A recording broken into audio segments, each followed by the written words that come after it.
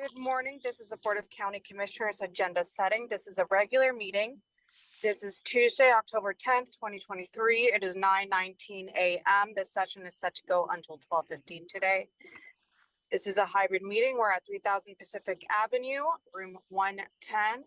For public virtual attendance, you may follow along on the Thurston County YouTube channel. I'm Carolina Mejia. I'm the chair of the board, and the boardroom is Vice Chair Ty Menser, as well as Commissioner Gary Edwards. We also have Interim County Manager Robin Campbell and Assistant County Manager Rob Gelder. And we have our agenda today. Before we get started, I would like to move some things around. Under Commissioners' items, there's the Sheriff's background check contract. I would like to move that to the beginning of the agenda.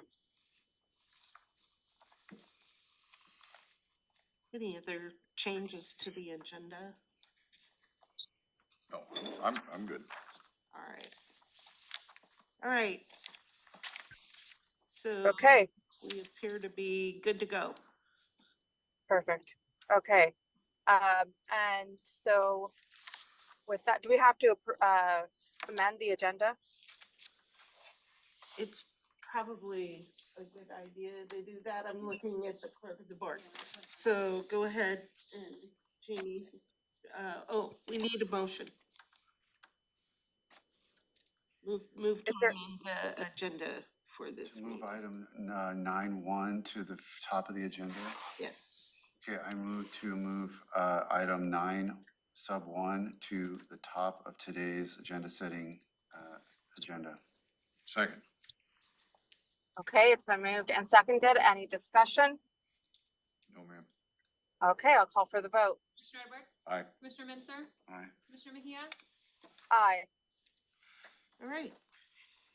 Okay, so that will go ahead and address the first matter on our agenda, which is now the sheriff background check contract. And Sheriff Sanders is joining us this morning. Yes, he has just joined us at the table. Okay, perfect. Sheriff Sanders? Go ahead. Go ahead, sir. Board. Thank you for having me today. We wanted to get on last week's agenda. I know it was packed, so I'm glad that we're getting to this issue. Just a quick background. Once again, when I took over, we had one part-time background investigator, funded for two, but only had one filled. With the vacancies that we had in January, we knew that that was not going to be enough. So we immediately filled the second one. And we also, since then, have filled 3 more background investigators at the part-time rate. The strategy for this is that we hire in extra help deputy sheriffs. They have to have certain qualifications. These are all retired police officers. The biggest constraint that we have with that, though, is that they can only work 690 hours a year. Otherwise, they cannot collect their retirement. And so, as you can see throughout the year, we have a background problem. We need a bunch of work to get these backgrounds done, and we have to space these individuals out evenly through the year. Otherwise, they immediately burn up their hours, and we have no background investigators. So since then, we have created 3 additional unfunded background investigator positions that we are essentially assigned to the jail only. And so we are basically using our projected variance in the jail to cover that cost. And the cost, I think, is about $26,000 a year per part-time background investigator. A couple weeks ago, we sat down to have kind of an update of what this looked like now that we had 5 background investigators working for us. And what we've come to find out is we're not even close. We need a lot more part-time background investigators to reach basically the full FTE package that we truly need. So with that, we set out and embarked on trying to find a third-party contract vendor who could do background investigations only for us. The only one that we found across the entire country was publicsafetytesting.com that met all of the different requirements that we needed. With that being said, the publicsafetytesting.com is basically a third party. It's who we use to actually test our applicants. So across the entire country, we already use their services. We have a contract with them for testing. We are essentially looking to go into a contract with them now for additional background help. The only problem with them is they can only do 4 a month. They do have a 45-day turnaround, which is pretty good. The industry standard for a background is 2 months. So 45 days isn't bad, but at only 4 a month, it is a small Band-Aid, but I'm at the point where anything I can get will help. And so basically the way that the contract works is the $2,500 per applicant is an estimate. It's just like us, it's based on hours of service. So for instance, if they get 10 hours into a background, it's not gonna be the whole $2,500 per se. Even if that person fails though, we still owe them the billable hours. So this is the average. And right now we are at a point where we can absorb this, cause once again, the focus is gonna be primarily on the jail. Where we have that large vacancy. We're at 31 vacancies as of today, with 2 more looking to lateral to the road. So we'll be at 33 here soon. The big thing that I'm here before you guys today is to ask to waive the competitive bidding requirements for professional services. There are no, I mean, we've done our due diligence to try and find anyone. We'll continue to search for any other third-party background and investigative services. But at this point, public safety is the only one we could even find. So just based on the amount and whatnot, we were just looking to have that, the competitive bidding requirements waived. And the second part that I would ask for is if that could be potentially addressed on today's agenda setting this afternoon so that we can immediately get this up and running. Cause like I said, there's gonna be a 45, what we do today is still gonna be approximately 2 months away from seeing any results from this. And then I just met with our background division this morning and we're going to ask HR to open up 5 additional part-time background investigator positions in the meantime. To again, try to dig ourselves out of this hole. The issue is we do not have enough phase 1 backgrounds hitting our desk each month. So as we lose people, we are right even. So. What would it take? Thank you. Okay, go ahead, Commissioner Edwards. What would it take to get beyond this problem? What's your assessment? Well, our agency is certainly large enough that we could probably use 2 full-time FTEs of background investigators, people who do this job for a living. I mean, we have a large enough 260 plus FTEs with natural turnover and with how long the backgrounds are. My big hesitation with that is that we may get to a day where we don't need necessarily 2 all the time. So this method still is probably the best method. But truthfully, what it comes down to is we need to have it to be more robust. The other issue with the system that we have is that, you know, I've got 5 retired cops who are doing the backgrounds and they are fantastic. But at any given point in time, they're retired. So they may decide that golf and spending time with grandkids is more important. And so that was my biggest concern when we only had 2 of them. Is at any point in time, if they walk away, all hiring in our agency comes to a standstill.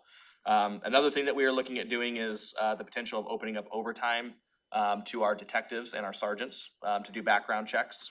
And so it's just one of those things where it's kind of an all hands on deck. I've got my chief of support services and my captains doing backgrounds right now instead of the work that they're actually assigned to do. So we're trying to pull every single resource that we have within our sheriff's office. But to me, the only way, with no other third party vendor that we can find, the only other way is going to be to continue to open up these extra help positions and get these retired detectives and police officers to come help us out.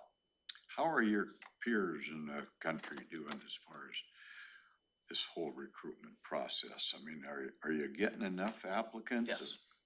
Qualified applicants? Yep, we are, that was kind of the most frustrating thing to look at in the last meeting that we had was that, you know, I was under the impression that we're getting through the process, right? But when we actually stepped back and looked at it, we had people from April who we successfully recruited a full list and we haven't even touched that list yet. We're still trying to go through our lists from February and March. That's how far behind we are in background checks because it just takes so long. It's a 2-month process from the time that you get the applicant. And if we have 40 people on our list and we have 3 background investigators, you can imagine how much time it would take for those individuals to get through. And right now they're handling about 3 to 4 backgrounds at one time. But it's just the only way to do this is to increase the quantity that we have to do at one time.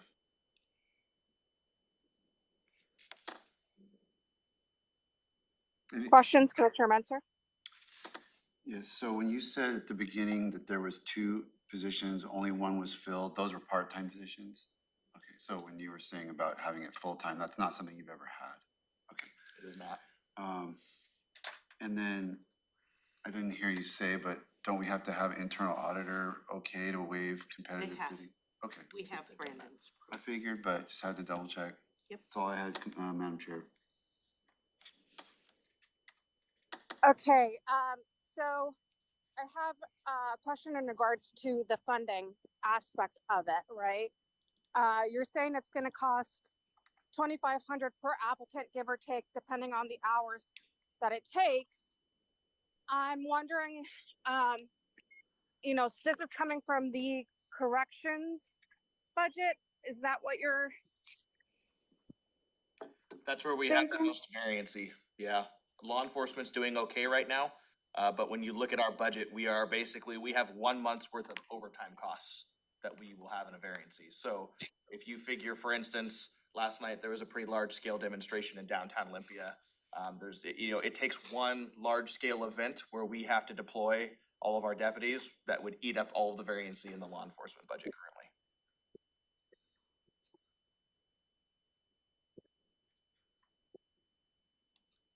So that would be around 10,000. And how long will this contract take? Well, frankly, with the rate at which we hire, my hope would be that in the next year or so, we could get to a point where our vacancies were reasonable, but quite frankly, this is a service that I don't see expiring, honestly. I mean, we can always use the extra background help. And I would obviously come back to the board if something changed, but at 4 applicants a month with a maximum of approximately $2,500 a month, this is a very low cost. So I think that's probably the biggest thing is that this will probably continue. It's tripping me out. It's tripping me out hearing my own voice. I'm like, hang on, I'm not hearing this. It's something that we would probably just keep, quite frankly, until we can at any point in time stop giving them applicants, but we would always have the contracted service basically to use as long as they're a company would be my theory on this. So is the sheriff planning to absorb this next year as well through their corrections budget through salary savings? Is that kind of the plan? Correct, yeah. We would come back to you guys if there was a budget amendment need, but as of this point, unless public safety comes back and tells us that, hey, by the way, we can do 30 a month for you now, then that would be a different conversation. Any questions from Rob on this? So just looking to clarify, this is approximately $2,500 per applicant, and you're saying they can do 4 applicants a month? So it'd be about $10,000 a month. And if I recall, the clearance rate is about 14 applicants per position to find a successful candidate. So it'd still be about 2 to 3 months per position to be successful. And how many vacancies have you got right now? I have 11 in patrol, soon to be 15, and I have 31 in the jail, soon to be 33.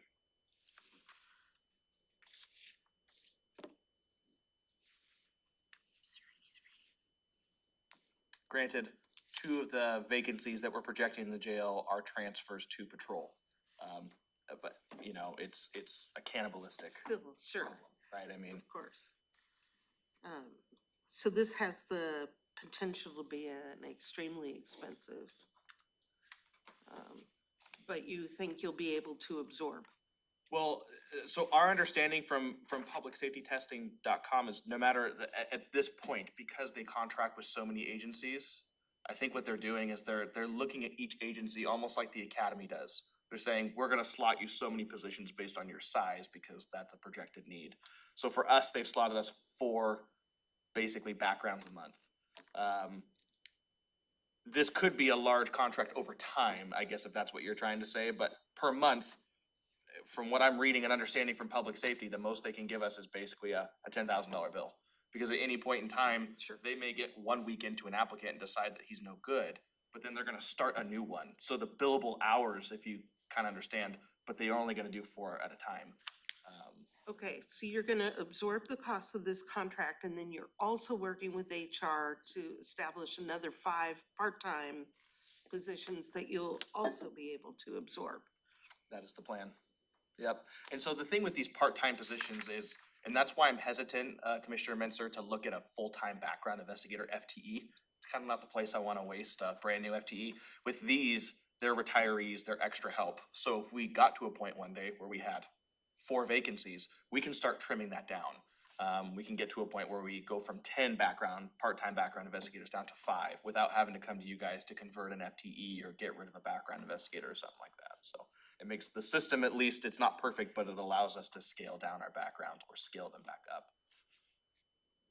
If you had more capacity or more vendors that were able to do this on a third-party basis, would that be preferable? Like to scale up with that and then just have the complete flexibility Yeah, versus creating more positions that are part-time? it would, because now we are burdened with trying to go find retired police officers who Right. are good investigators, consistent, and don't want to stay retired. Whereas contracting with a third party is a little bit easier because they they do all the HR, they do all that stuff. This is more challenging, but as of right now, like I said, we just can't find another third party vendor. We're searching nationwide for one.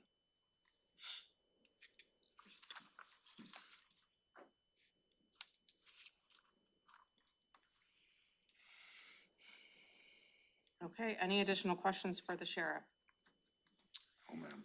Okay, and are commissioners in favor of moving this item forward on today's agenda? Yeah, I am.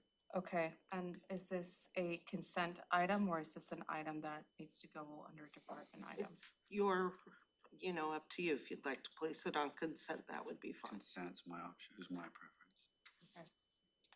So we'll Alright. add it to Then the consent. sheriff doesn't have to be here to, or his delegate, Okay, spend time. so we'll add it to the consent agenda. Thank you, Sheriff. Thank you so much. I appreciate you guys. Thank you. Okay, moving on, we'll go to review our Board of County Commissioners draft agenda for our meeting of October 10th, 2023. Call the meeting to order at 2 p.m. The Pledge of Allegiance to be led by Commissioner Edwards. We have the approval of the Tuesday, October 10th agenda.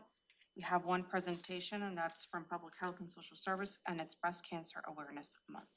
Yes, good morning, Commissioners. This item is recognition of Breast Cancer Awareness Month. Eric Berkland from Public Health will be introducing guests. And we have Nicole Woolsey from the American Cancer Society. Erin, is she still planning to attend? Yes, she will be in attendance with other survivors. Great.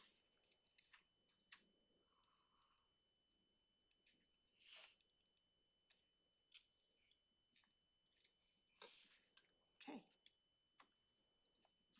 Okay, perfect. thank you. Any questions? Okay, moving on, there will be an opportunity for the public to address the board and county manager's update. No update at this time. Okay, any questions? Okay, moving on to consent items. There's only one, now there's gonna be two. The first one from the auditor's office is the approval of the voucher list for the week of September 25th. This is your weekly approval of the payments that the county has made during the week of September 25th. This is on consent because there are no atrium tenant improvements on the voucher list. Questions? No questions, thank you. Okay. I do want to let the board know that I will have to leave at 11 from here, maybe a little bit earlier. I do have a groundbreaking event that I have to go to. And so I'll pass, Today? yes, so I'll pass the baton over to you, Vice Chair Menser, and I'll join via Zoom and then I'll be heading back. Okay. And this is for this morning, sorry, I kind of just did it right now because okay, department items. From Commissioner's Office, Item 4A, a resolution amending the appointment process to the Racial Equity Council, and this was what we reviewed last week. Correct. You reviewed the proposed resolution last week. This item removes the citizen stakeholder group from the recruitment process for the Racial Equity Council. We currently have, I think, 3 vacancies left to fill.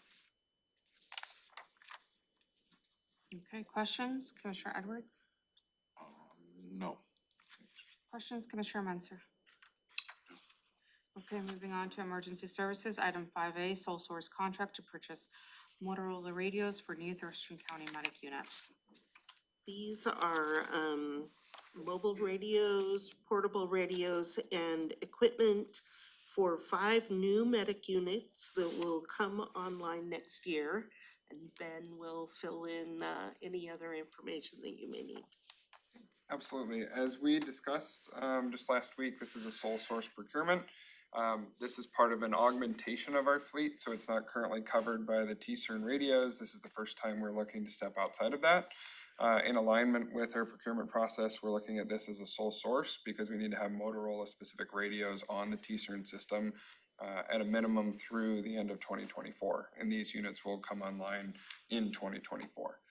With that, it's $125,546.40 that we're looking to procure for 10 portable radios, the ones they carry on their sides, as well as 5 mobiles, which are the ones inside the rigs. Thank you. Questions? Commissioner Edwards? No, and this has been approved by EMS, right? Yes, this has been approved in their budget recommendation for the 22-23 budget year. Or recommended, excuse me. Questions, Commissioner Menzer? I don't think this item has changed since we discussed it last week. Nope. Good to know. No questions for me, Thank thank you. you. Okay, moving on to public health and social services, item 6A, treatment sales tax community grant request for proposals. This item is also what you reviewed last week. Currently, the TST budget has $800,000 set aside for community programs that fill the gap in treatment services that county offices and departments don't address. They're often innovations and are intended to be 1 to 2 year contracts. The timing of this would have the applications come in before the end of this year, but by the time they're scored, the committee will know what the board includes in the 2024 budget for TST for these grants, because even though there's 800,000 now, during the budget process, you may choose to change that amount. But by the time these come in for scoring, we'll know how much is in the budget. So the timing is set so that the contracts align with the calendar and fiscal year. That makes them easier to manage. And I think we've got Shaylin here to answer any additional questions you may have. Questions, Commissioner Edwards? No questions, thanks. Questions, Commissioner Menzer? No. Okay, no questions for me, thank you.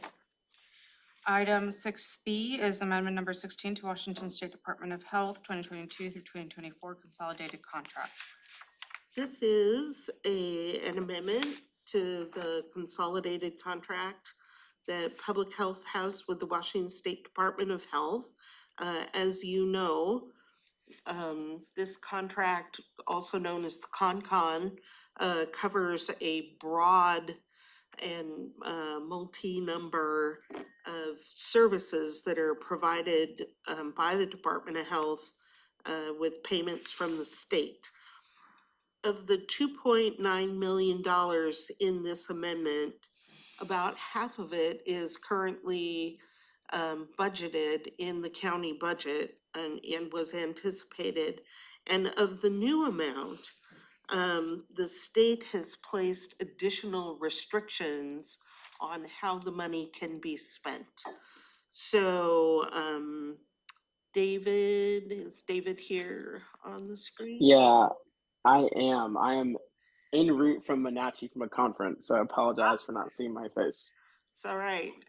So David's here and I also see Jen on the screen, so they are available if you have questions about this item. The contract basically authorizes the money to come in from the state. Questions, Commissioner Edwards? No, I'm kind of curious about what kind of restrictions, but I don't expect we'll get that today.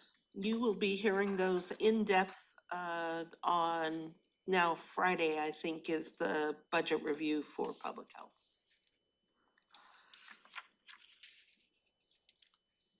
Questions? No, no questions on this one. Okay, no questions for me, thank you. Moving on to Public Works, item 7A, interagency agreement with Department of Enterprise Services for general training. So Public Works has worked with the Washington State Department of Enterprise Services. DES offers training to state employees. And through this interagency agreement, county employees would have access to state training. And we would also be able, should the county so choose, to arrange through this contract to have trainers come to the county and provide classes specifically for county employees. So even though Public Works has set up this interlocal agreement, this training is available for all county employees. They're just managing the contract. So Dawn is here, and I think she worked closely with Rick Thomas, who's also in the room, and either of them can answer questions you may have. Thank you. Questions? I guess is what kind of training? Is it just generic, everything covered, or certain types?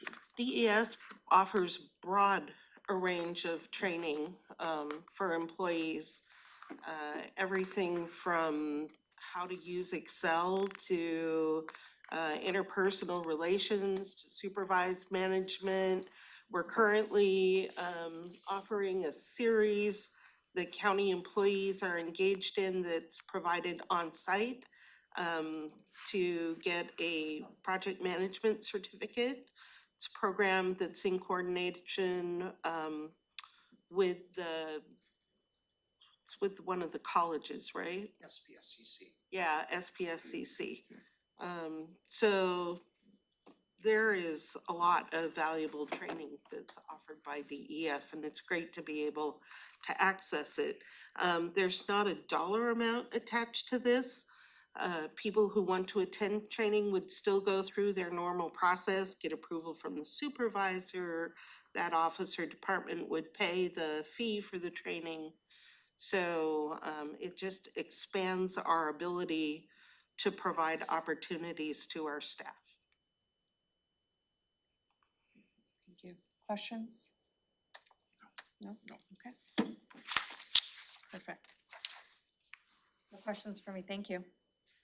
Item 7B is request for proposals for a solid waste, moderate risk waste transportation and disposition management services contract. This is an RFP for a 5-year contract that is estimated to be about 1.5 million.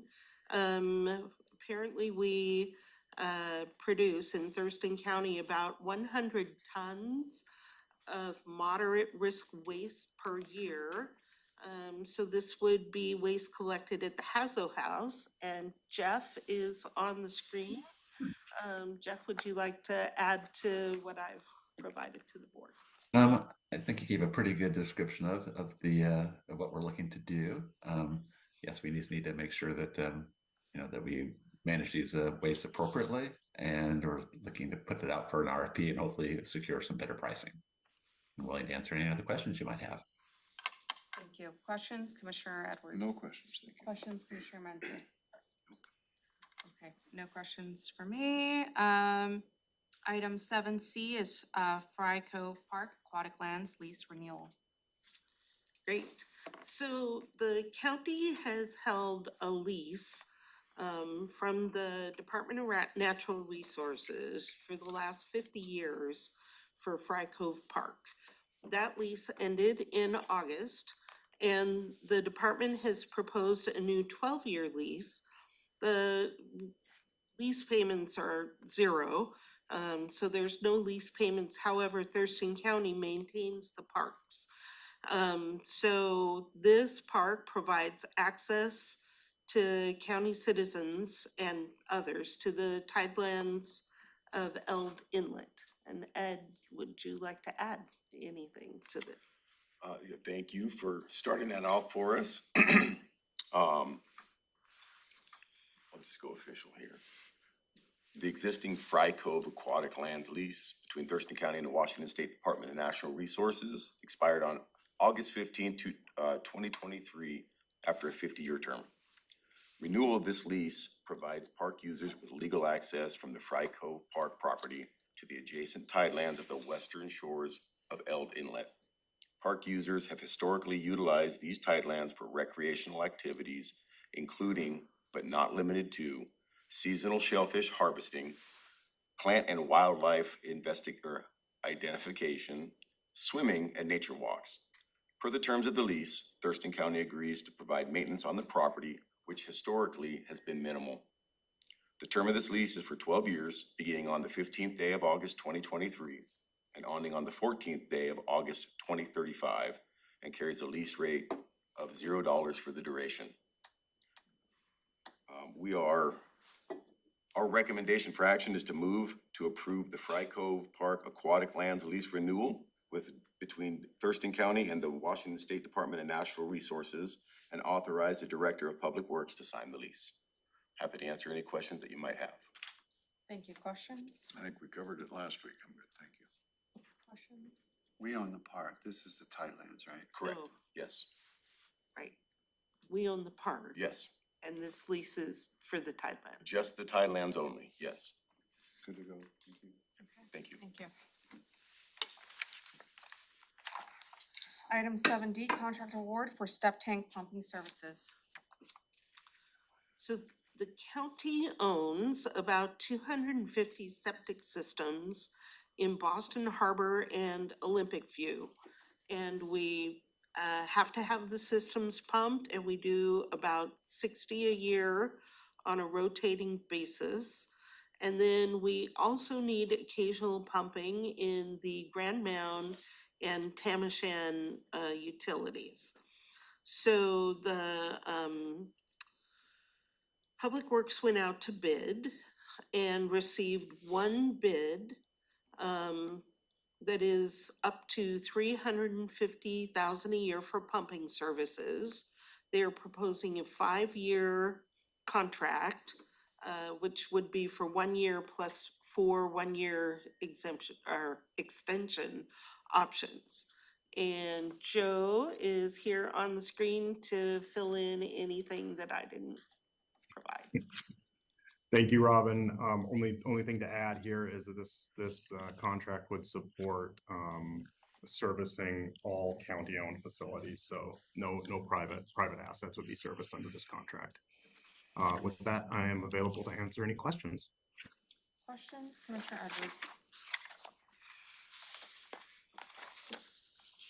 No, I really, we only got the one bid. Did we, is this the same outfit that we've done business with in the past by any chance? It is, Commissioner. Yeah, Satisfied it's with one their work? we've worked with, subject to our procurement limits of, $10,000 for contracting services without going out for RFP. But yes, we've worked with this contractor before and have been happy with their performance. Okay, thank you. Thank you. Questions, Commissioner Menzer? Nope. Okay, no questions for me? Okay. Thank you, Joe. 7E, resolution for temporary closure of a portion of Grand Mountain Loop Southwest intersection with Old Highway 91 to 200 feet west of this intersection.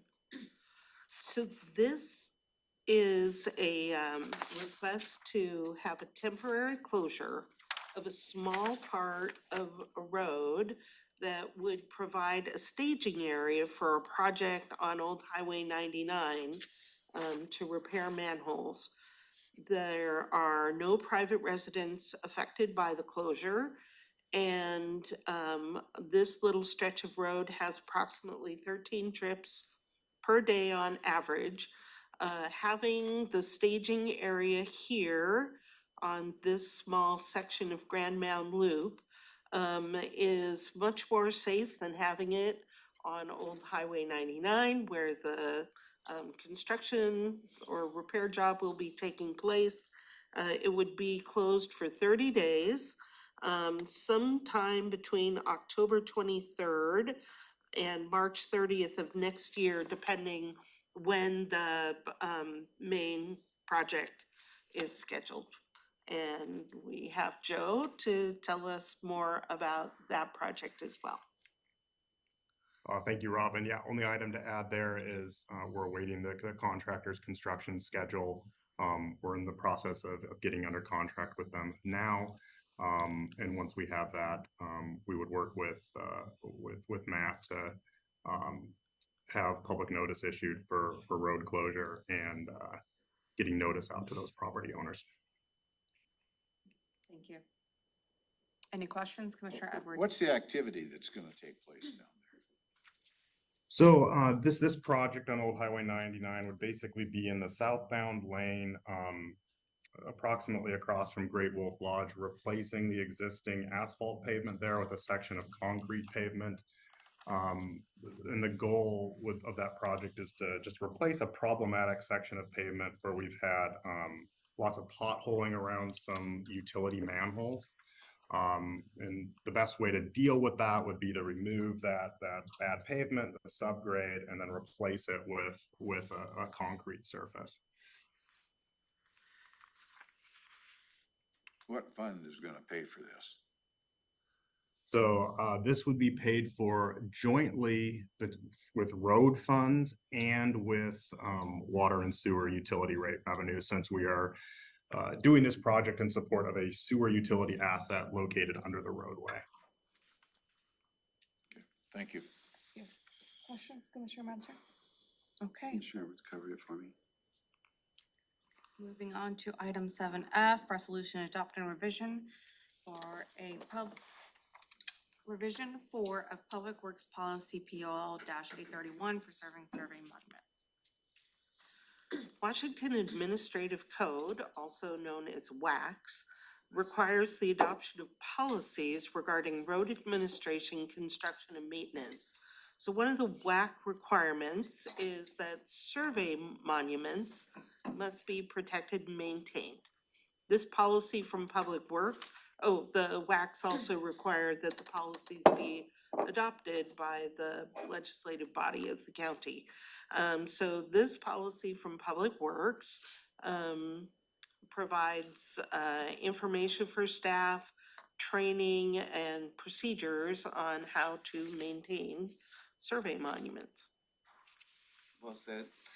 I told you they weren't very exciting, so you asked last week what a survey monument looked like. That's what it is. It's simply just a piece of brass in the pavement. So something so boring, but also so incredibly important because it's the basis for all the survey control in the county.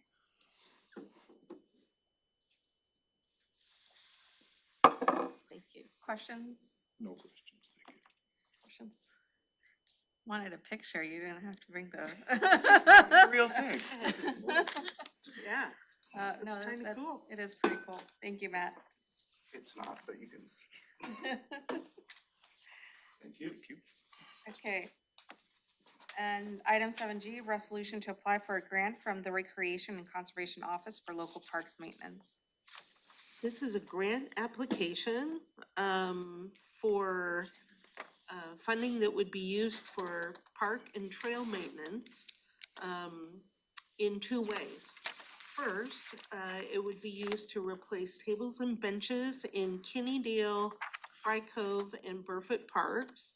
And second, funding would be used to maintain or for maintenance projects on the Chehalis Western and the Yelm Rainier Tenino trails. This grant requires Board of County Commissioner approval just to apply, which is why it's before you now. The funding is one time from the state of Washington, from what I understand is new appropriation authority from the state. Ed, anything you like? Or Shannon? Yeah, nothing, basically this resolution is just authorizes Public Works to act on behalf of the county to seek the grant funding assistance, managed to the RCO. So the application has already been submitted. This is just that final part in, authorizing us to proceed if we are awarded the grant. Questions, Commissioner Edwards? No questions. Thank you. Questions, Commissioner Menzer? No, ma'am. Follow up on the question that Commissioner Menzer had last time we met. Last time we met, you asked us what percentage of this grant would increase our maintenance budget. And this grant would approximately increase our maintenance budget by 7.5%. Also kind of the equivalent to 35% of one of our allocated FTE positions. Perfect, thank you. You're welcome.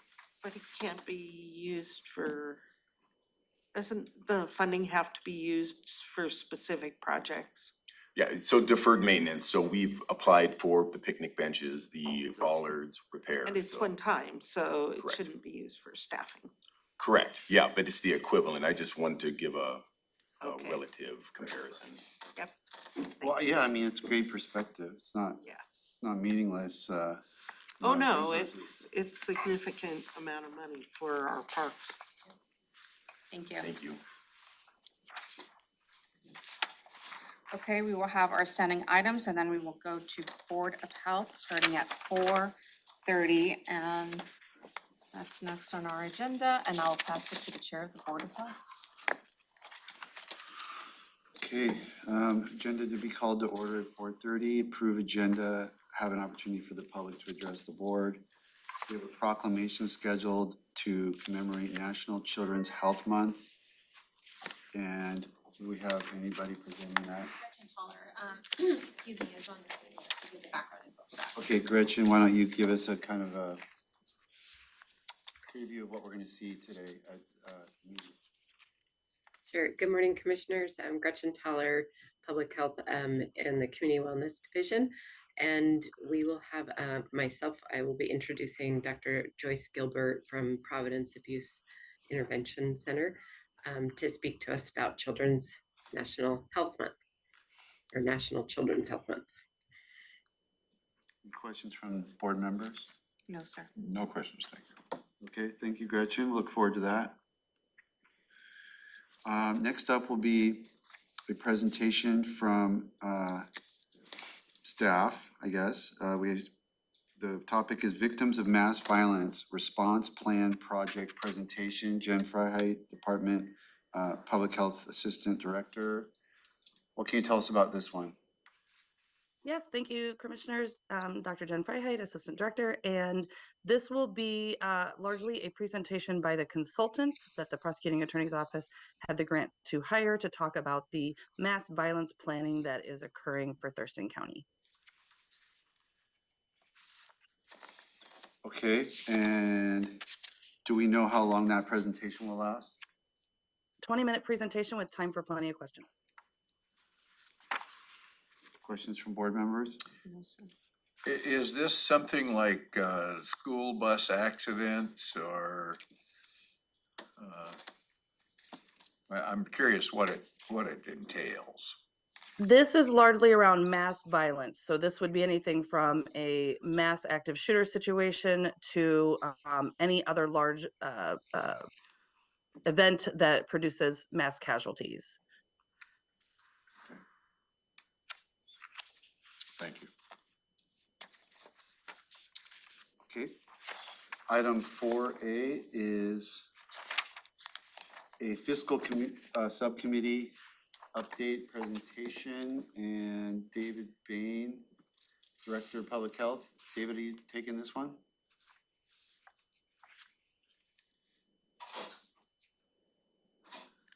David may be driving. He is driving. Yep. Okay, I So, know interim I'll county manager jump- Campbell has been I'll jump involved in in the on this. subcommittee. Why don't you give us a preview of what we're to be expecting? Right, so what we've been reviewing with the subcommittee, as we've said in the last few weeks, has been at a very high level.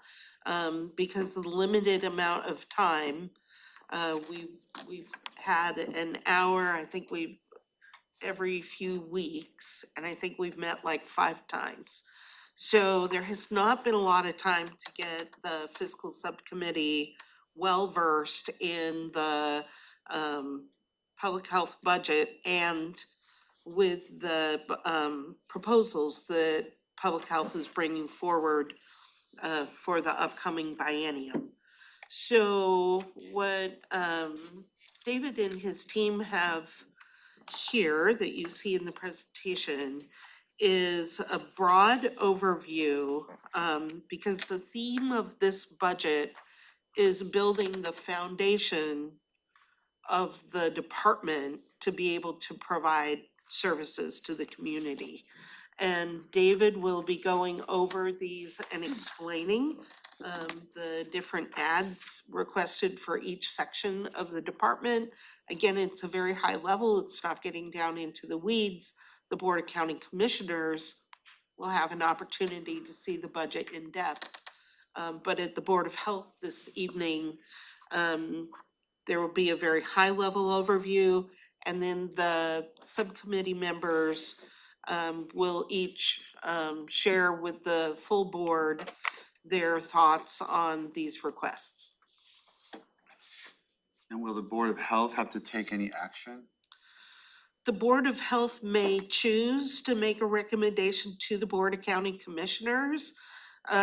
It's a little tricky with the 3 of you being members of both. I mean, you're on the Board of Health and you are the Board of Commissioners, so you could take an action to make a recommendation, or you could say thank you to the subcommittee. How does that fit in your budget process for the county? Well, Or since you sit for on what the we're Board of gonna Health, you will have heard from your seatmates on that board, and you can take that into consideration. The Board of Health does not pass budget. I mean, Board of County Commissioners, that's your purview. But the Board of Health may weigh in on what those budget requests are, so. And they won't be current expense, general fund No. type things, yeah. No Okay. general fund Good. Thank you. included in these.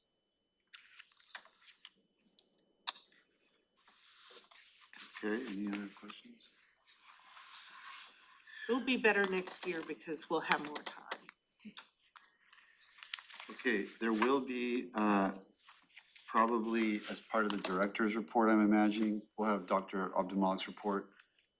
Probably we'll kind of conclude with some updates on the expansion process, because there's some changes from what was discussed at the last Board of Health meeting after input from legal counsel. So that will be laid out for the Board of Health.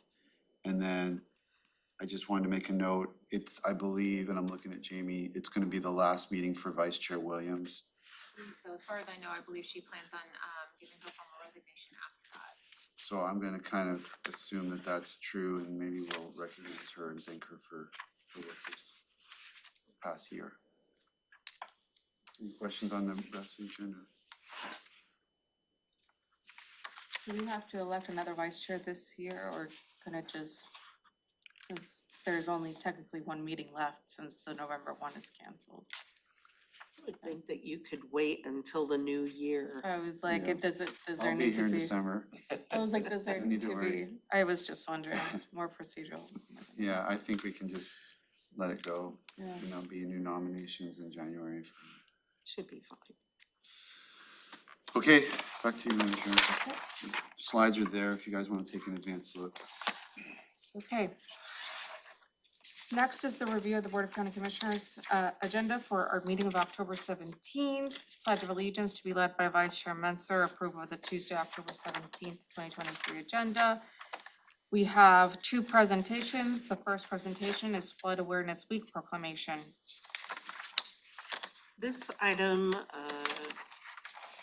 is a proclamation for flood awareness. Floods are one of the top 3 hazards and probably the most common in Thurston County. And I'm kind of looking around for Ben and I don't see him. He had to step out. Ah, But he okay. plans on being here to present for it. Right, so he'll be here next week, and then do you know if he's invited guests? I don't, but I can confirm that. We'll find out if there's going to be guests. And then, Madam Chair, the second presentation for next week is actually getting moved to October 31st. Okay.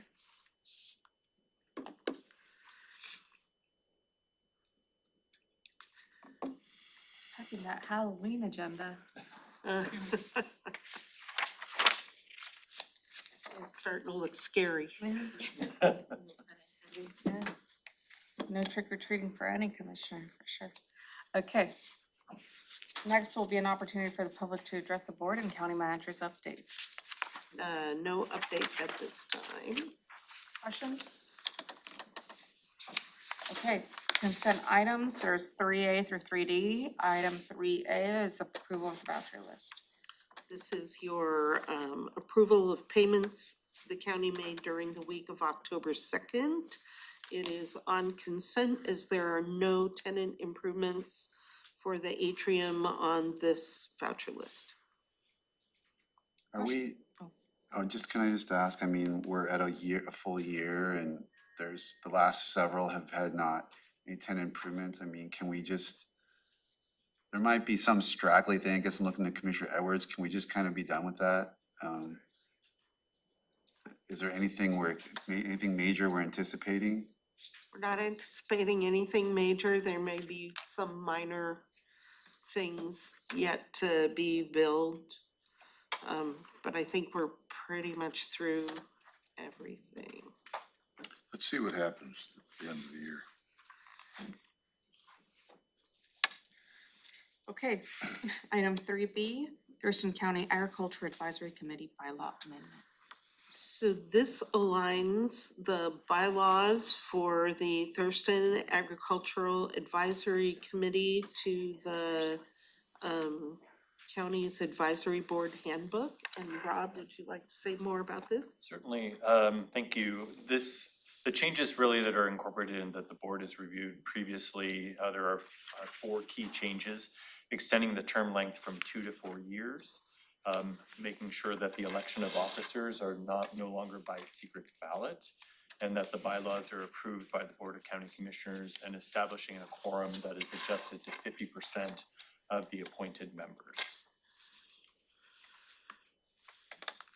Thank you. Questions, Commissioner Edwards? Have we had any substantial input or anything from the Ag Committee about this?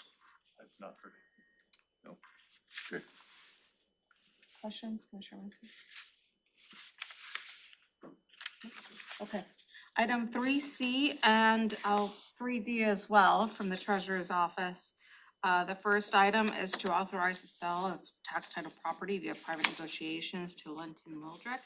And the second is to authorize the sale of tax title property via private negotiation to Brenda Curtis. Thank you, Commissioner, and thank you for joining us, Treasurer Gedman. So you have 2 maps that were on the desk today. The first property is a parcel that has the long parcel that appears to be a driveway. It is being sold to the applicant for $2,000 plus fees. It is 0.08 of an acre. And the county has had this parcel since 1999. Would you like to say a little more about this parcel? Yeah, we were approached by one of the adjacent property owners. He's currently using it as a driveway. And the 2 properties that it goes between everybody's kind of known that it was tax title. And he's just trying to protect his interest and future access to his property. His access to his property is actually there on, is it Linwood? Yeah. Questions? Everybody looks like they had an opportunity to ask or do whatever, huh? Yep. Thank you. So which property is it serving? If you look at the map, Looking at, so Rural Road is right here. yeah, It's serving this property Huh. on the east.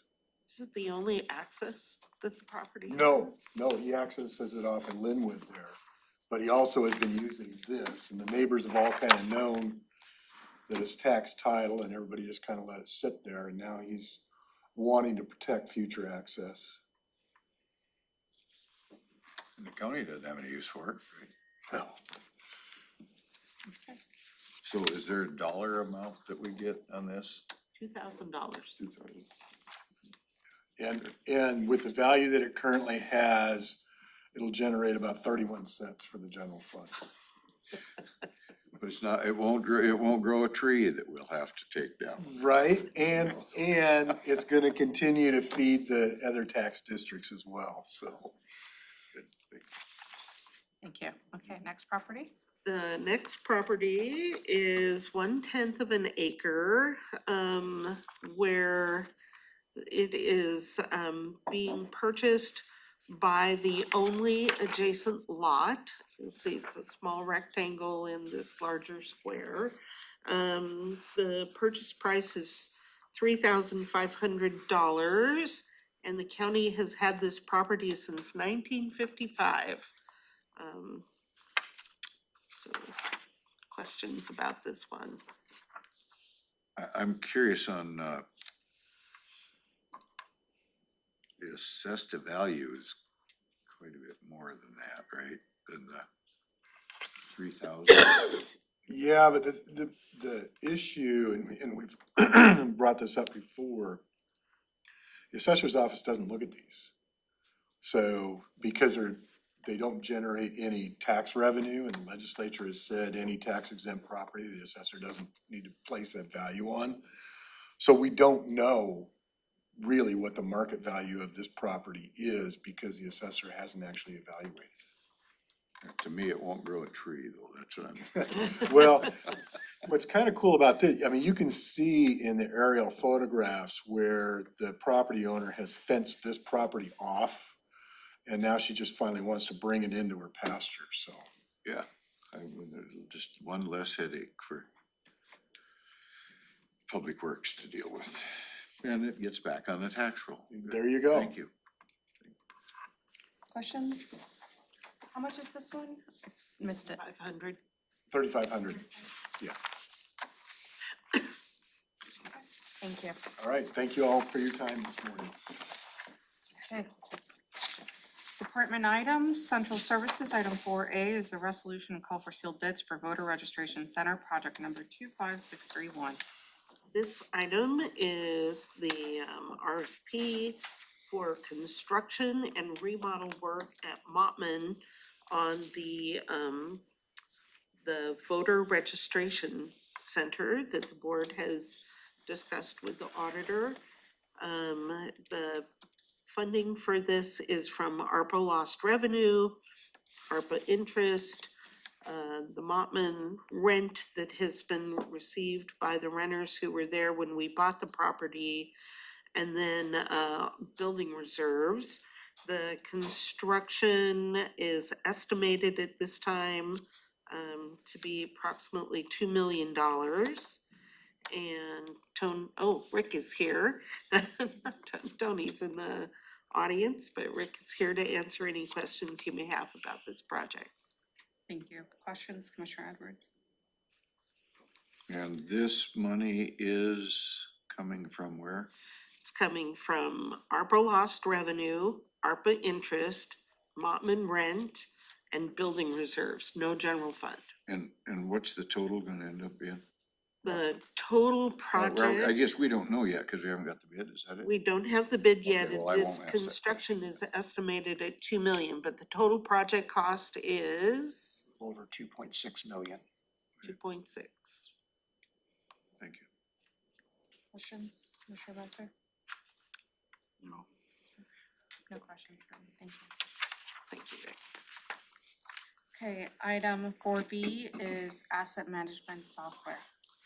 This is an add-on to the current software the facility uses. You may recall, it used to be called Facility Dude. We are purchasing an additional module from Brightly Software that will allow us to track our assets, our county assets, and have a plan to manage those assets. Approximately 98,000 of this item is one-time consultant services from Brightly to help us do an assessment of all county-owned buildings and get that information into the system. And then the ongoing cost of 17,000 is not only for the new module, but also for the existing module. Is that correct? It will be for our subscription for 2023, or for 2024. Right, it's our ongoing normal maintenance cost to have this, yeah, licenses and whatnot, to be able to have the software. So, this is a sole source, and we'll amend the language to reflect that in the motion. We have the sole source approval from the internal auditor, and the payment is from the building reserve fund. Is that building reserve fund, is that kind of the shared? It is one of those Shares items in the that everybody damages. pays into, yep. Questions? No, I don't remember something. And so with this software, what's the ongoing maintenance for? It's approximately 17,000 a year. The bulk of this amendment is to provide the services to do the survey of the buildings. Correct. I mean, it's very likely that the subscription could go up over time just because of the times we live in with inflation and whatnot. Like they all do. Okay. And this went through the ITC and? It did go through ITC, yes. Sherry reviewed this, and the module is our best alternative to be able to manage the buildings.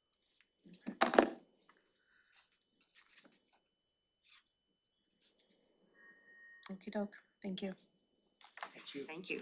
Okay, Commissioner's Office, item 5A is to set a public hearing on an ordinance to amend Thurston County Code, Chapter 2.7.010.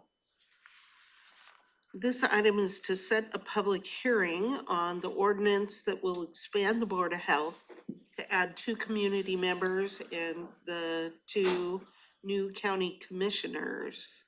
And Rob, I'll turn to you if you'd like to add anything. Certainly, thank you. As Robin mentioned, this is to amend our code for the composition of the Board of Health.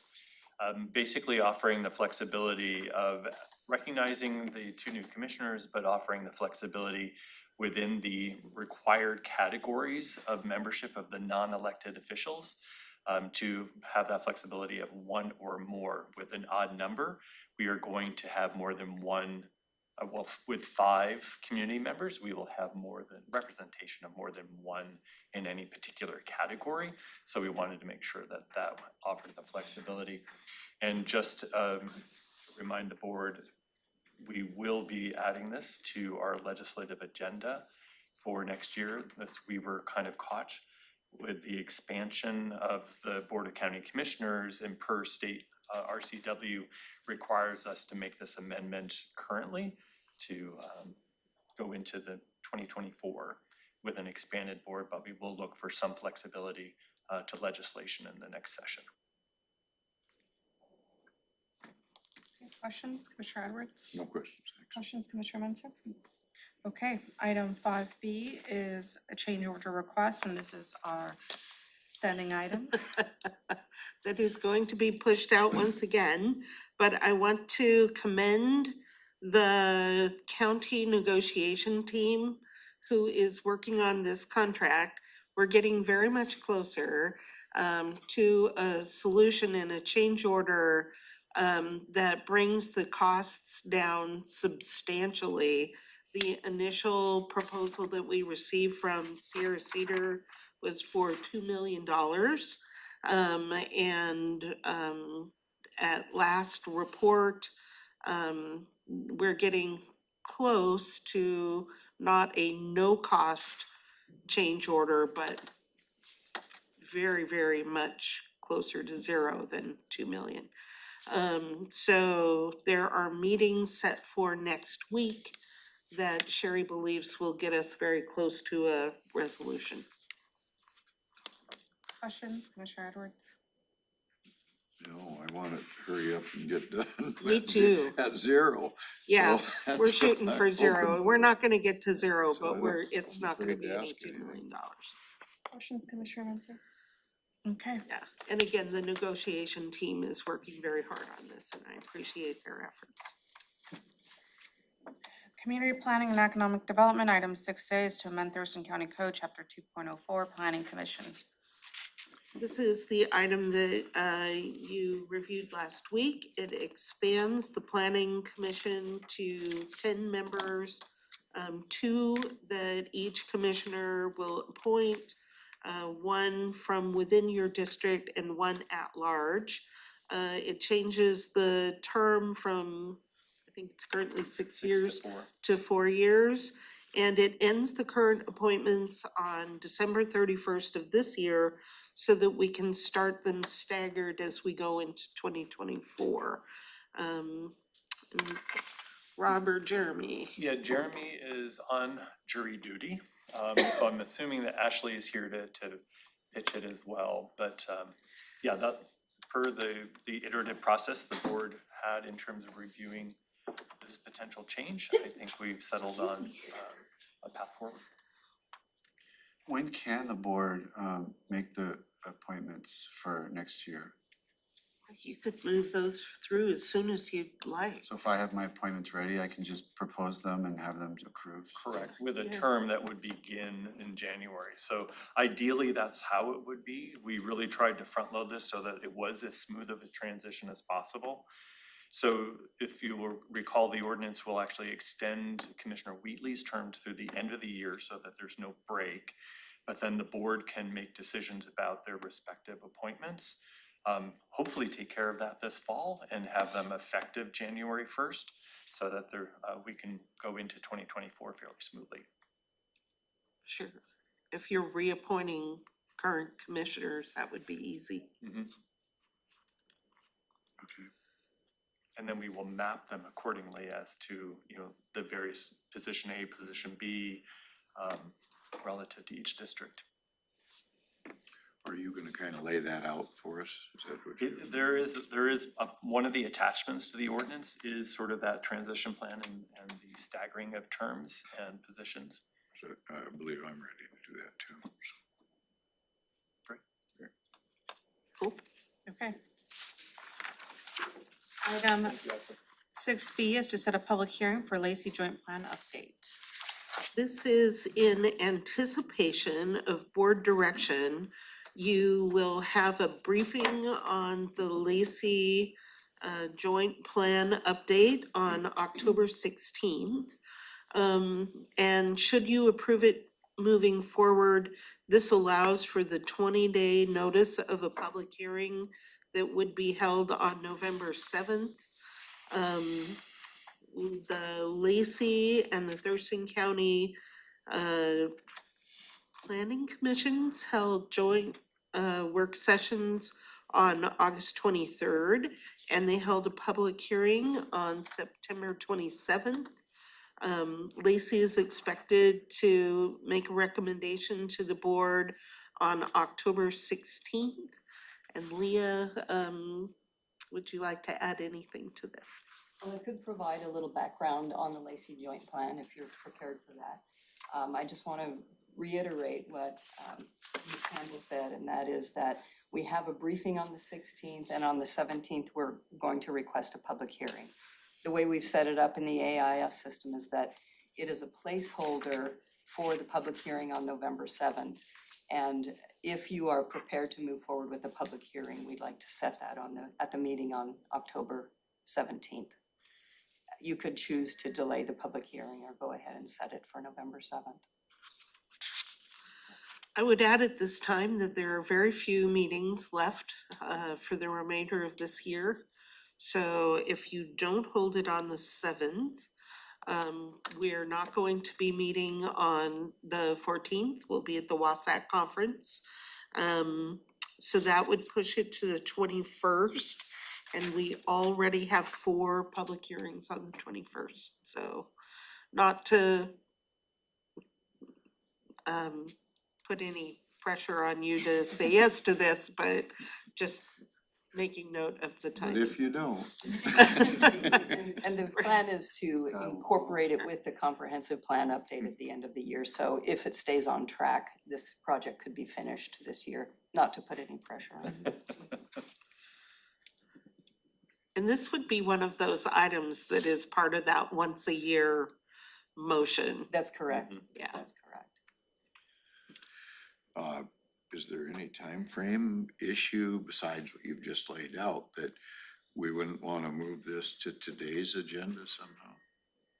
Would that help? Or, Well, I mean, does that do any different? Does it help staff Well, I coordinate? think it's the public hearing or the briefing on the 16th may determine whether you want to move ahead. Right. To set a You'll public hear hearing. about all Okay, all okay. the elements in the plan, just as you have for the Grand Mound plan and the other items that the board has approved I so far. don't know if this is relevant to this deal, but somewhere along the line, we lost out on a Yelm meeting. I think it was removed from our agenda with the Yelm.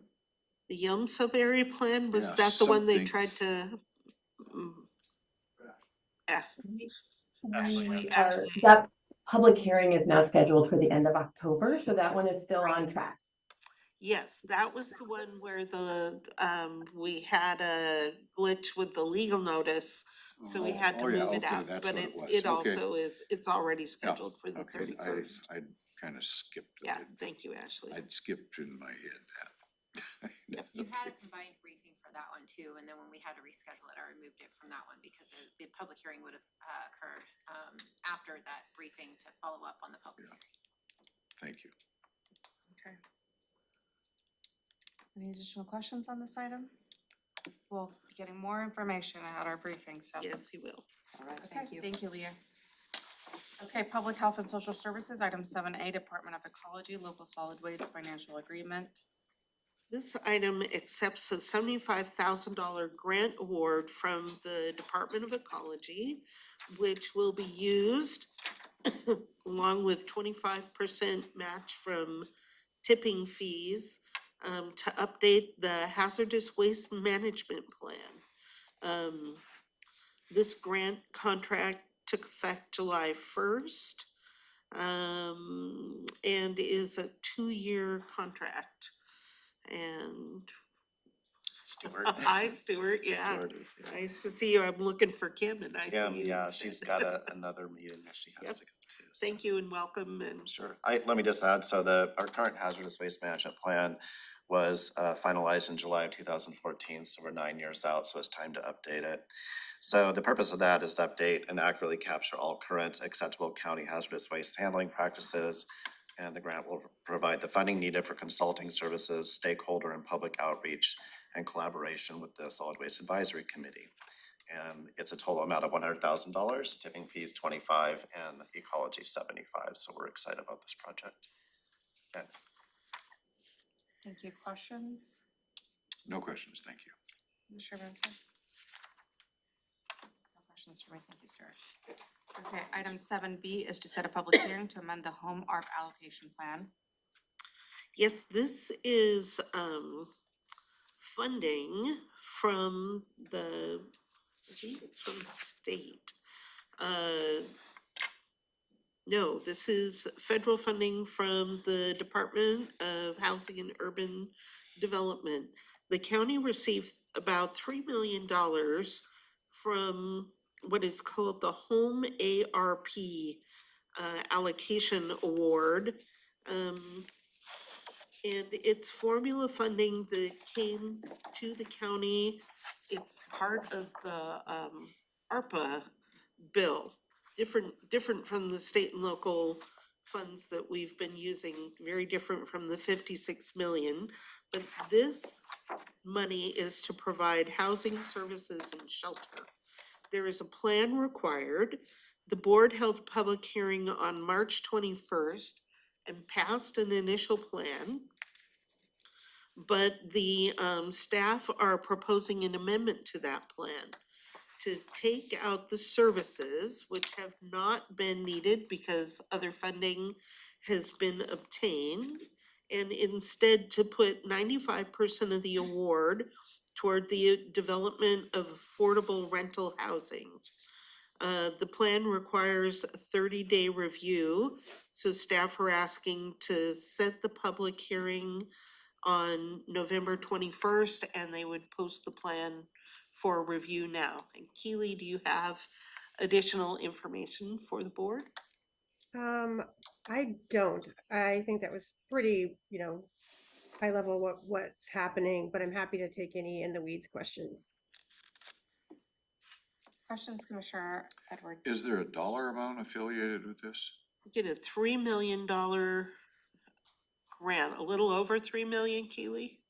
I believe it is just 3 million and 5% for admin for us. So that's why it's 295 million. That would be used for affordable housing. No questions for me, thank you. Questions, Commissioner Menzer? What does that mean? It'll be used toward affordable rental housing?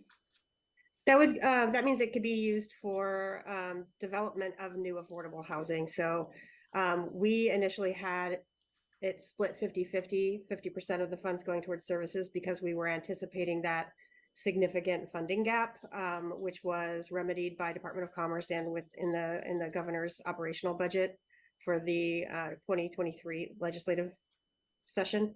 And so in the summer, we had an RFP for half of those dollars.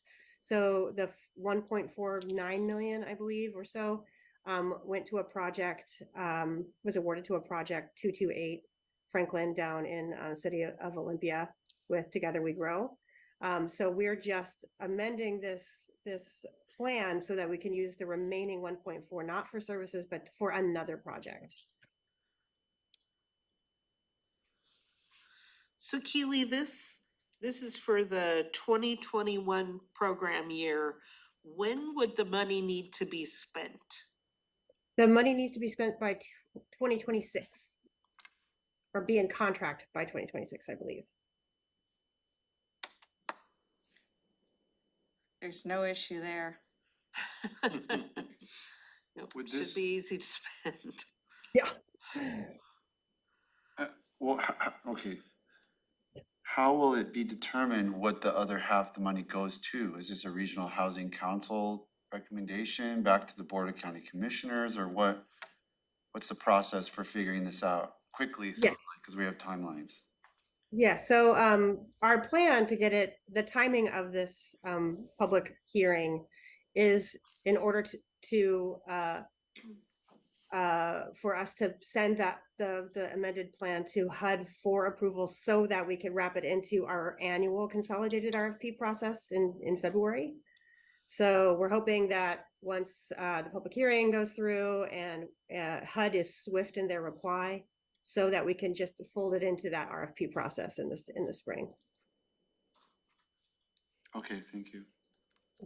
Thank you, Keely. Okay. Public Works item 8A is to set a public hearing to consider revising the speed limit schedule for various county roads. So you had a briefing on September 20th regarding changes to the speed limit on 8 county roads.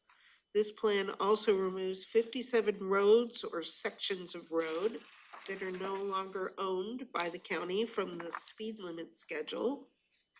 This action will set a public hearing also on November 21st. Letters were sent to affected property owners, and comments received so far have generally been in favor of the changes. And we've got Becky here to answer any questions that you may have. Anything you'd like to add, Becky? I don't think so. Questions, Commissioner Edwards? No questions, thank you. Questions, Commissioner Menzer? No questions for me, thank you. Okay, item 8B is to approve cooperative service agreement with the United States Department of Agriculture, Animal and Plant Health Inspection Service, Wildlife Services. Great. And got Mike on screen.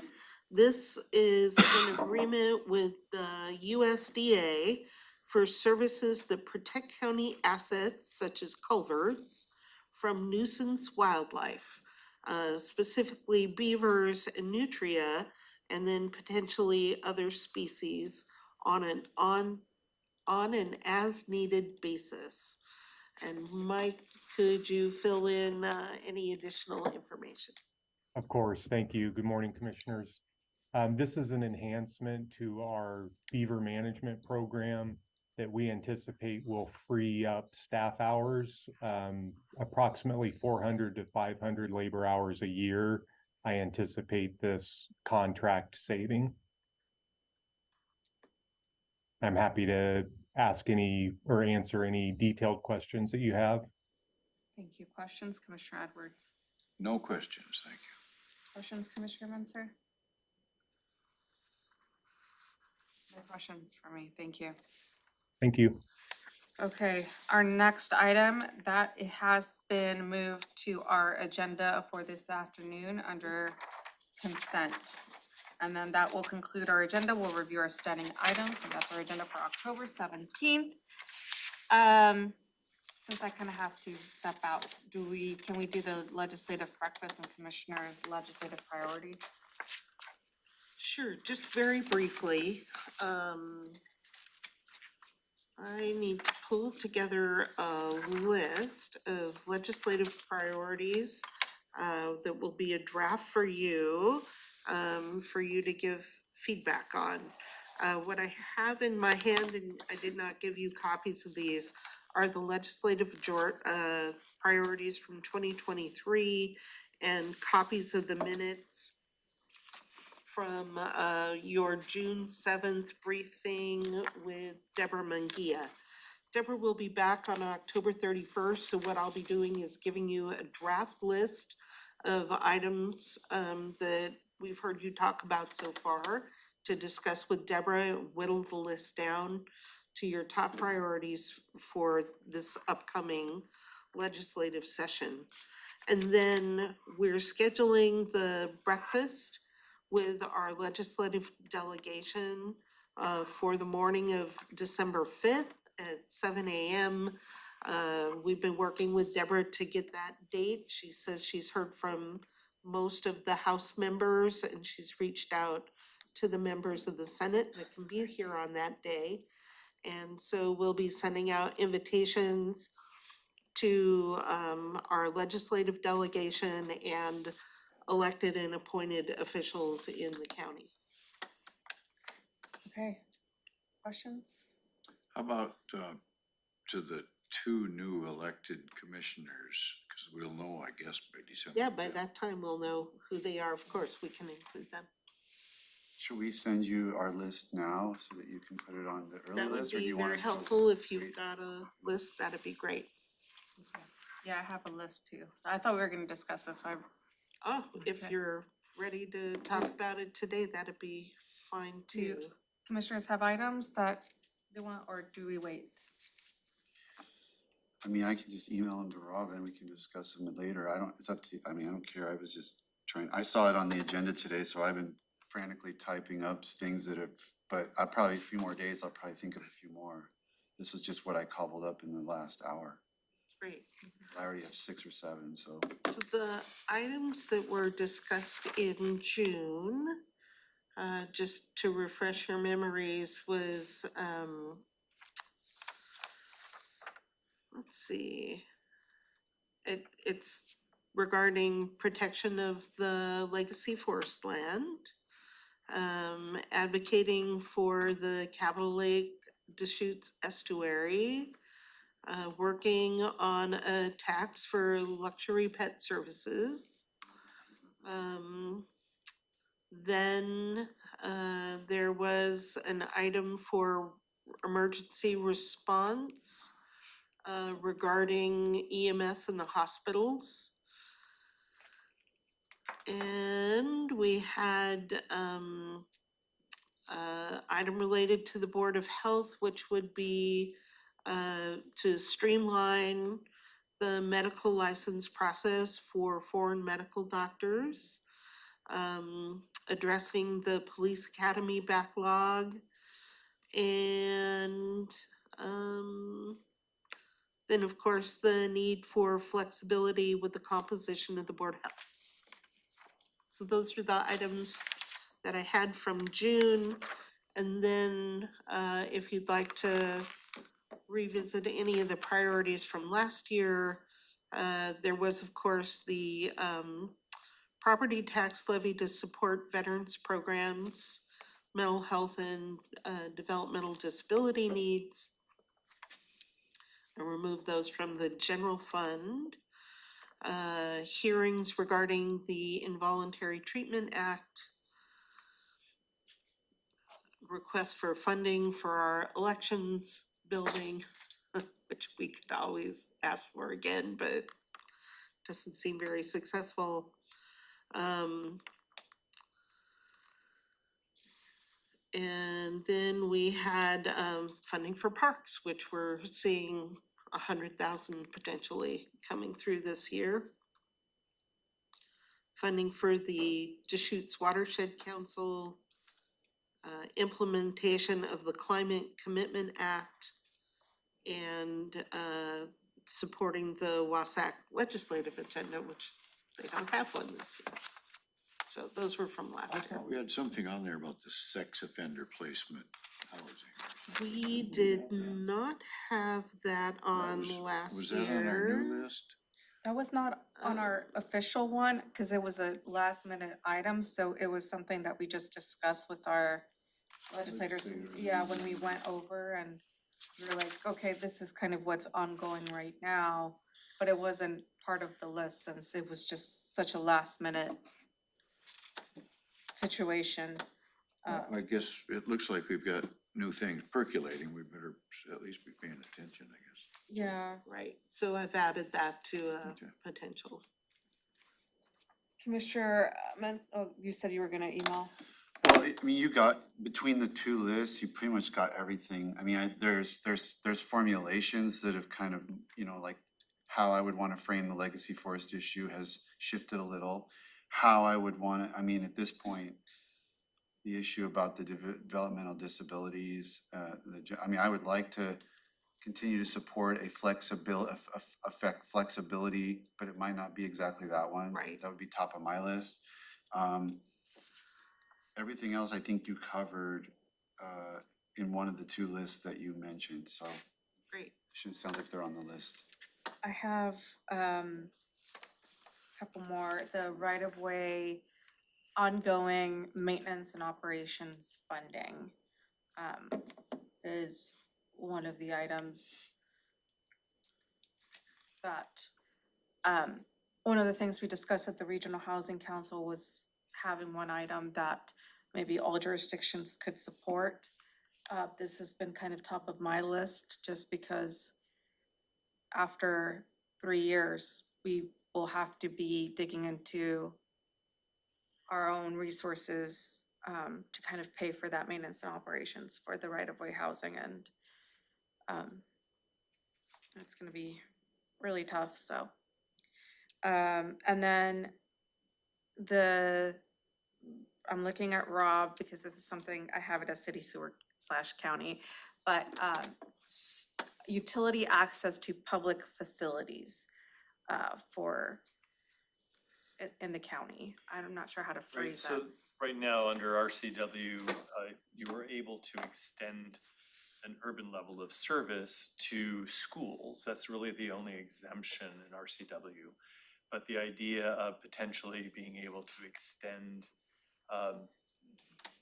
municipal water or sewer to public facilities, that just helps to make those better function. A great example could be the Tilly campus. There are just limitations as to what we can do on that property. We're not that far south of the services in Tumwater, but does limit our ability to do additional programmatic changes there, whether it's a facility or vehicle washing, et cetera, because it's all on a septic. And it does provide operational challenges. So the idea is not to crack GMA wide open, but to say there's logic in being able to support public facilities in the rural areas. Is that in the Tumwater UGA? It's, Tilly is just south of the Tumwater UGA. So it's county. It's outside, it's in unincorporated. Cause you can put the services in the UGA. Right, that's not the question. Wouldn't be an It's issue outside if of the that were- UGA, so therefore, under current state law, is not allowed to have those services. I mean, based on the history of there was no support for an exception, even where there was like an environmental catastrophe, basically. I get the idea, but it seems like that's been a very difficult nut to crack. It has been. And I understand the reason why, but I mean, it's a difficult one, I think. You know, some of the school sites that, because of the cost and lack of proper size properties, I think they've kind of been forced into doing the same thing like we did at the shop. And so I don't know if that's part of your argument. Does that fit in? Well, they already have an exemption for schools. Okay, they got that through. Right, that's been on the books for a while, but this would Can't- be extending to. And this is gonna just add that on. Essentially, that's. Oh, maybe because that's the, okay. Do you want to Other cover that one? items? Yeah, so we good with the legislative items, and then Robin's gonna come with a comprehensive list, and if you have any other items that you think of, pass it on to her, and then we can. Yep. We can, We'll get a list together. get it down. Okay, let's go to commissioners' items, the Chehalis interlocal agreement and Moon Road. So this item, I'm going to turn over to Rob to talk about the interlocal agreement. And on Moon Road, we just want to let you know that we're in the process of gathering additional information, but go ahead. So, thank you. There's some packets for. Thank you. Yeah, and I will basically turn it over to Matt. Becky, I think that really this is, it popped up, where are we at in the process of transferring the roads to the Chehalis tribe? It is, as you can imagine, not simple, but we do have some pre-work, bless you, pre-work that we need to do prior to setting a hearing in order to move the item forward. And so Matt has for you sort of a map, one of the exhibits of the roadways in question, but then also a timeline, which for better for worse, is impacted based on the board's schedule. First, get all the exhibits we need in order to request a hearing, and then be able to effectively schedule it within the board's capacity for the remainder of this year. And so that really would drive the timeline of what we're able to accomplish. But we do know, I think from Matt's communication with tribal staff, is that they have a setup that once the board takes action, it could happen fairly quickly on their end. Turn it over to Matt. Before the snow? Before the snow that we don't plow? Be nice. And I will go quickly, because I know Commissioner Mejia's checking out here in a little bit. So, the schedule that's in front of you, as the Assistant County Manager said, really Public Works is putting a lot of resources into using those monuments that we were talking about earlier to go ahead and put together that right-of-way map of all the property that we have in the Grand Mound area, or excuse me, Rochester area, that we would be transferring to the Chehalis tribe. We're anticipating that that's gonna take us to the end of the month, where we would come to the Board of County Commissioners requesting to advertise, advertise a public notice, basically of an upcoming public hearing. This is the part I get nervous about, because I think we've talked about 4 public hearings on the scheduled November 21st date. Jamie's not looking at me, but so obviously we're gonna have to figure out what we wanna do with the public hearing, because that's kind of the critical timeline right now. I have been in communication with the tribe. The tribal council or their business committee, who would be executing the agreement, they meet weekly. So after the Board of County Commissioners, or after the public hearing, the tribe could approve it fairly expeditiously, and then we'd have to come back to the Board of County Commissioners to get final approval. It sounds like a lot, but this process is all written out in RCW for surplusing property. And there is a choice. Obviously, there is a minimum of a 10-day notice for the public hearing. I think often the recommendation is to go with a 20.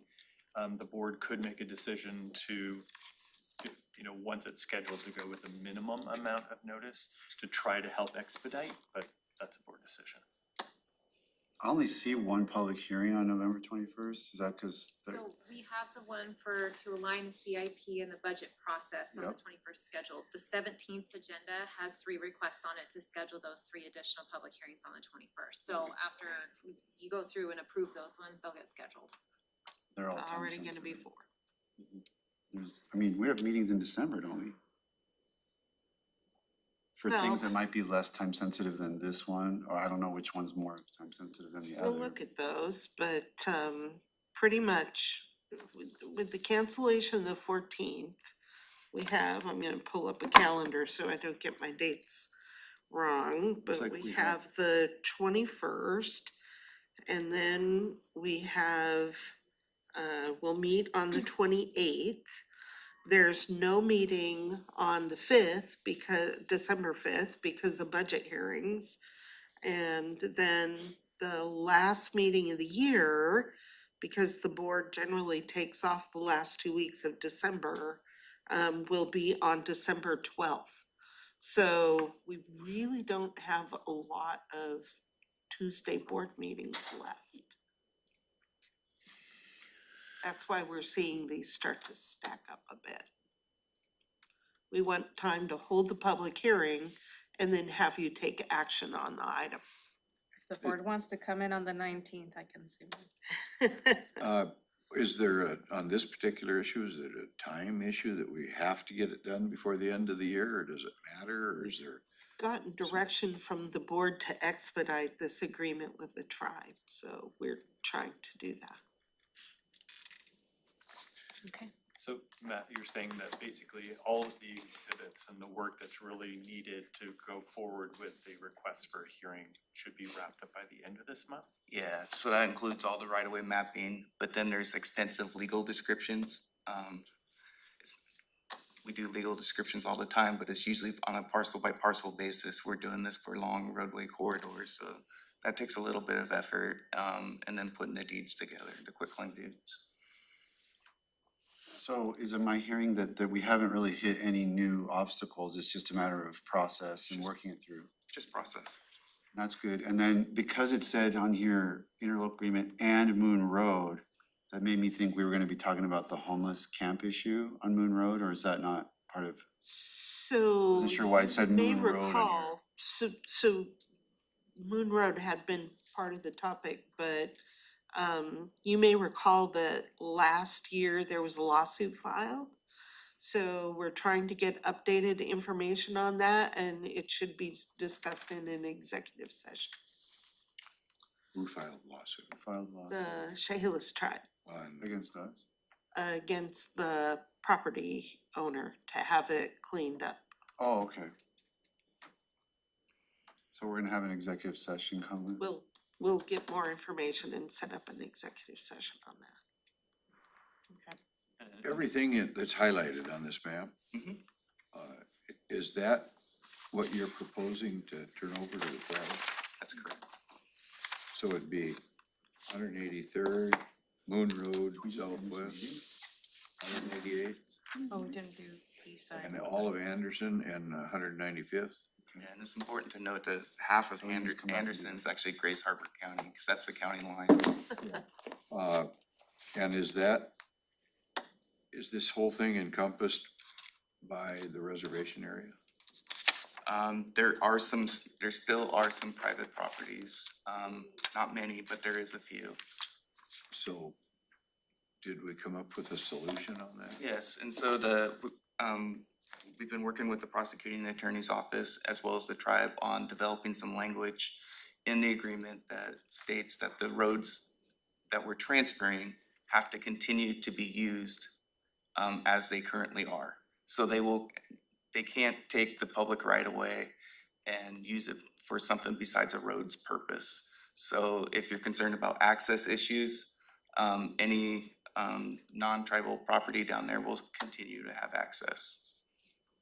And what about public input on that particular topic? Have we had any yet? That would be the public hearing that we're gonna Yeah, but schedule.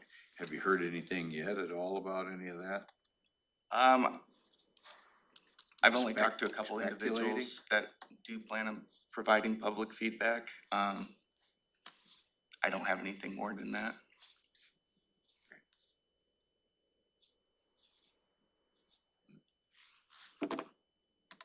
One just very interesting fact about Moon Road, Right, unfortunately, the property owner of that corner parcel, the former, I should say, property owner passed away.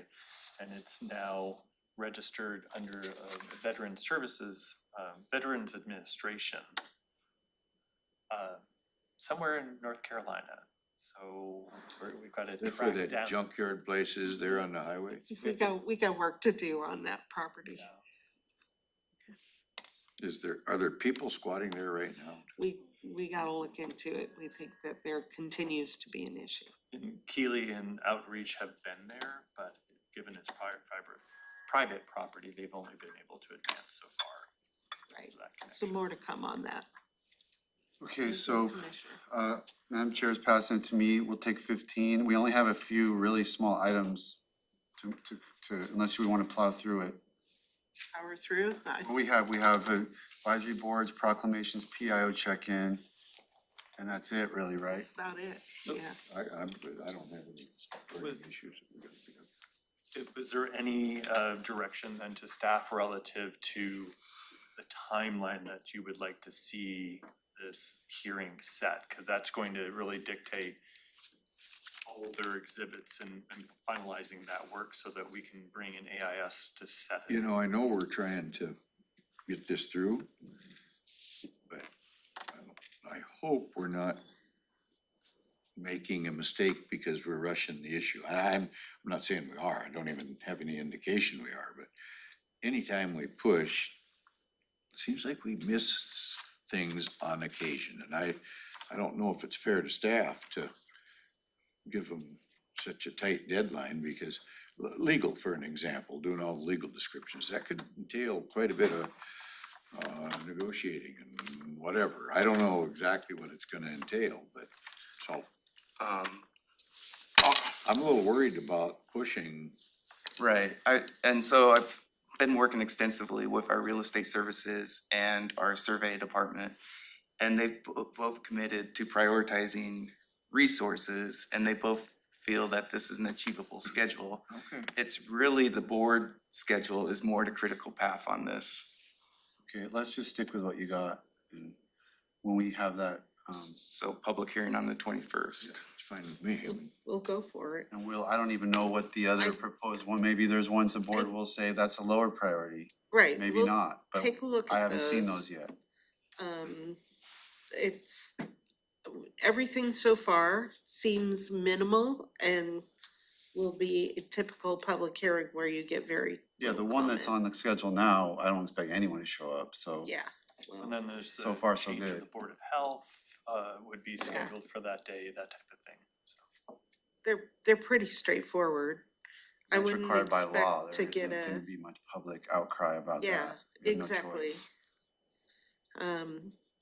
So I don't anticipate that these public hearings will take a lot of time. And I wouldn't think that we'd get a big turnout for this one either, unless we find that the affected residents would have an issue. The affected residents won't have an issue. Probably not. So potentially then for the AIS could ultimately for the hearing could be two motions, right, to close the hearing and potentially to Exactly. execute the agreement to help accelerate that. They're as well. November 21st or First. the 28th, I don't think would be a problem. Okay, Thank you. let's just finish the agenda and adjourn early. I do have a commissioner item, but it can't go forward without Commissioner Mejia, so let's just go to advisory or proclamations and awards.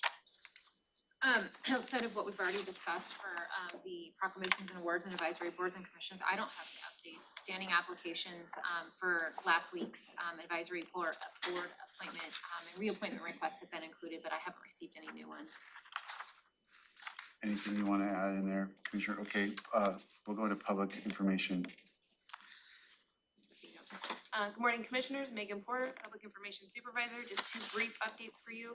Based on your request yesterday, I've set up a meeting with Rebecca Harvey on the WARC solar program to talk about communications plan. So we'll be developing that. And then also DESCO will be coming in next Wednesday to replace the live streaming box so that we will not have issues with the live stream going out in the middle of our presentations. So that's going to be fixed next Wednesday. Perfect, thank you, Commissioner. No. Okay, we've come to the end of this morning's agenda, so we'll be back at 2 p.m. for our regular board meeting. The agenda setting. Commissioner Mejia popped on online if you wanted to go through your item that you needed her present for. Commissioner Mejia, can you hear us? Yes. Great. We just plowed through the last few items and planning to adjourn. Did you have a burning commissioner item, Commissioner Mejia? I do not. Okay, I had one, it's not burning, and it really needs you here, so I'll bring it up next week. And with that, adjourn.